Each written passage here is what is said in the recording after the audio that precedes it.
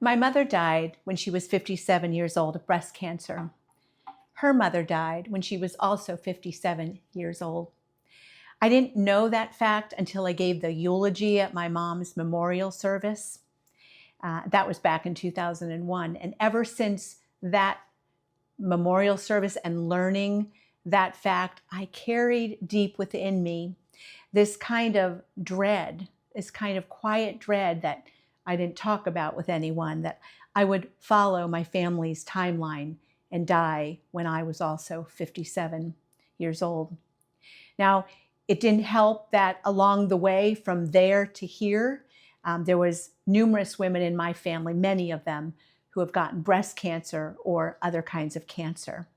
And so there I was, lined up in the queue, awaiting my turn to get cancer and die at 57. When at 54, I was diagnosed with a brain tumor. I had a seizure, a freak seizure, which put me in the hospital for 3 days. And that was when the brain tumor was discovered. Now, it was benign, but it was the size of a lemon. And I will say, and some of you will know this, that benign does not necessarily mean non-threatening or non-impactful. Because over the next 6 months following that diagnosis, my life was turned upside down.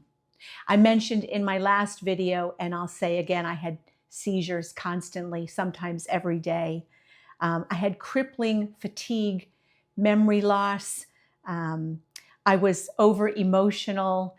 And then eventually those last couple months, I was dealing with paralysis on the left side of my body. It was a right-sided tumor, and my left side started to shut down. I had to leave a busy career. I couldn't be left alone. So Mike took care of me round the clock, and when he had to leave the house for work or something, one of my other daughters stepped in, my older two, Sarah or Jess. And Sarah was working for me at the time, so it was easy for her to kind of come here at 9 o'clock when Mike left for work. It's quite humbling when you have gone to one kind of person and all of a sudden you have to be helped out of a chair. You have to be helped to the bathroom. You have to be helped in the shower, and you rely on a walker to get around. And it was during this time that I realized that it really hit me that I had been sitting around waiting to get breast cancer. I had imagined it all so differently. And as odd as that might sound in some sort of weird way, it was a big relief for me. I was relieved that I wasn't the predictor of my future. The brain tumor was a gift I never wanted, and I wouldn't wish on anyone, but nonetheless, it was a gift showing me how senseless faulty thinking is and how expectations aren't truths. Yes, it is a bit indulgent to call a brain tumor a gift, but I'm now healthy and well, and I can afford to call it that.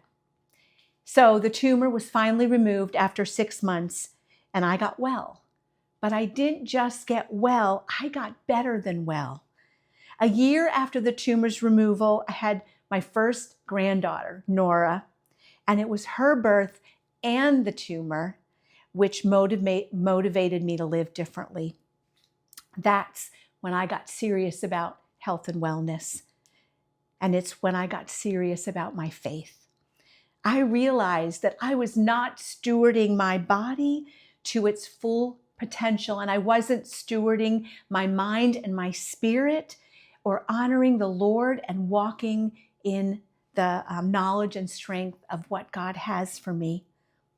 No one had to tell me twice that my days are numbered, but instead of the dread that I used to feel about being lined up in a queue waiting to get cancer, I now feel grateful. I'm grateful for any days that the Lord buys me here on this earth with my family. Even now, 9 years later, I carry around my gratitude like a gift, a treasure, knowing that I woke up to really smell the roses in new and unexpected ways. God reminded me back then, and He continues to remind me that He has ordained my days, and a number is just a number, not a family curse.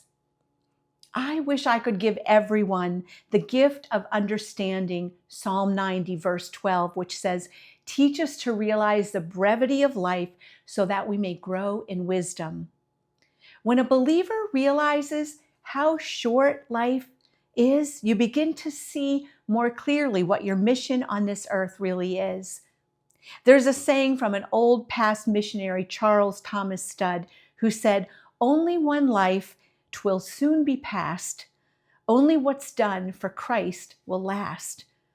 What we do for Jesus and His kingdom is the only thing that will matter when it's all said and done. I'm not bulletproof. There are days when I still struggle with anxiety and fear. I've carried fear as an unwanted companion for so long, it is sometimes hard to be rid of it. God's word is constantly renewing my mind to something more real and true than my worries about what the future might hold. I've seen how quickly 63 has arrived, and yet I'm still figuring out how to walk the best walk that God means for me. I'm still learning how to live well and seize each and every day. I don't have a 10-step plan, and I can't tell anyone else what choices to make, nor would I want to.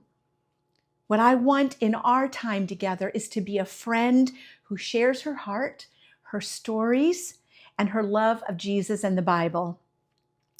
And I want us all to live up to the challenge to realize how short life is and to live boldly and courageously as we each seek where God would have us go.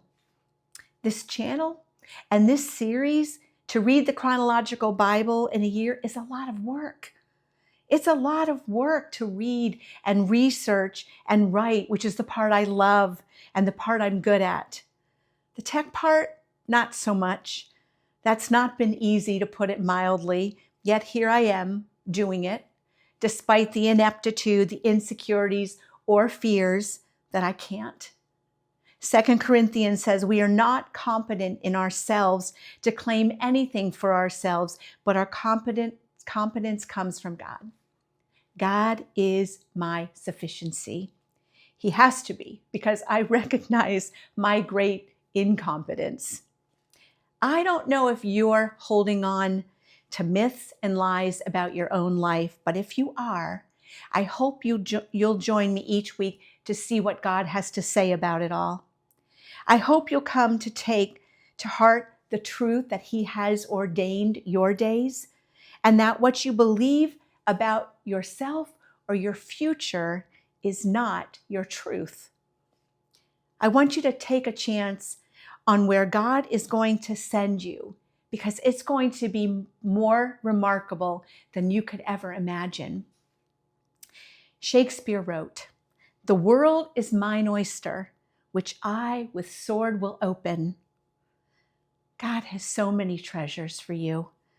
Life is short. Seize each day. Grab your swords, because we're going to open that oyster together. I'm running out of time, yet I have all the days I need. What about you? I so appreciate you being here. Don't forget to check out those notes where I have more information for you. And keep praying and preparing your hearts for our January 1st start. See you then.